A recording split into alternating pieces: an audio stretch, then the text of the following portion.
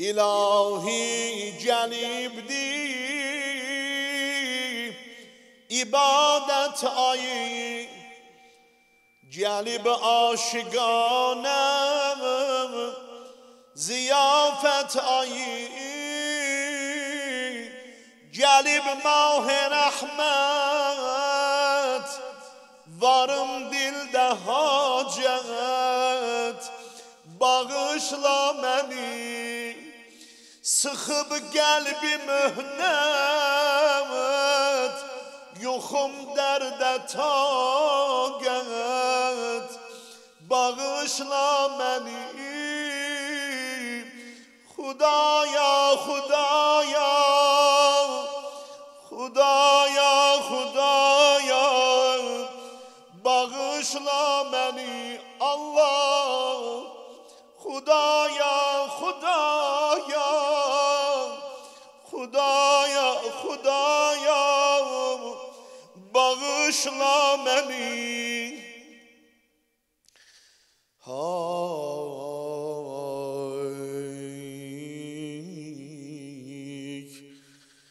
Bu ayda dualar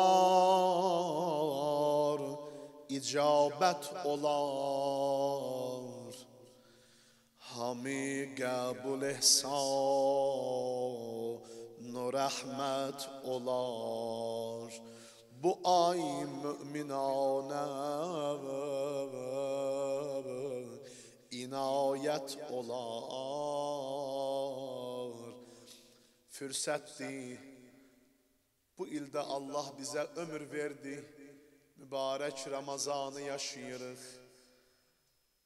Allahla aramızı gözəl düzəldək, bu ayda söz verək, ya ilahəl aləmin. Bu ay çıxandan sonra da, İnşallah digər aylarda da bu ayın ab-ı havası ilə sənin bəndəliyində olaram. Bu ayda dualar icabət olar, hami qəbul ehsan-u rəhmət olar. Bu ay müminanə inayət olar, axır əşki həsrət, varım dildə mühnət, məni yad ilə. Ramazan ayıdır, bəlkə deyərlər Seyyid Talib elə qəmli oxuyur, qəmli ahənglər oxuyur. Münacatdır da, hamımız günahkarıq. O günahları dilə gətirəndə adam da gülə-gülə gətirmir ki. İlahi, bilməmişəm, İlahi bağışla məni. Hətta bax bu gecələrdə ki, sahura durmusunuz, o göz yaşı ki tökülür gözünüzdən, o peşmançılıqdan, o göz yaşının qədrin, dəyərin bilin ki, Allah yanında nə qədər onun qiyməti var. Axır əşki həsrət, varım dildə mühnət, məni yad elə, ay Allah, sınan qəlbi Allah, bihaqqi yədullah, özü şad elə. Xudaya, Xudaya, Xudaya, Xudaya, bağışla məni, Xudaya, Xudaya, Xudaya, Xudaya, bağışla məni. İlahi